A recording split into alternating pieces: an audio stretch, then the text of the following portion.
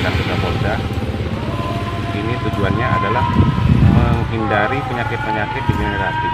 Jadi dengan polisi-polisi yang overweight, kita itu diusahakan untuk mereka bisa menurunkan berat badan, menghilangkan kolesterol, dan penyakit yang kira-kira dianggap kita akan resiko tinggi, contoh diabetes. Jadi dengan program latihan ini yang sudah terukur, makan, minum sesuai ahli gizi yang kita sudah kasih. Jadi beban latihan, beban makanan, asupan makanan itu sudah kita ukur dengan seksama, sehingga mereka berhasil selama 1 minggu ini hampir 94% semuanya sudah turun berat badannya. Jadi rata-rata penurunan berat badan ada yang sampai 2 kilo dalam waktu 1 minggu.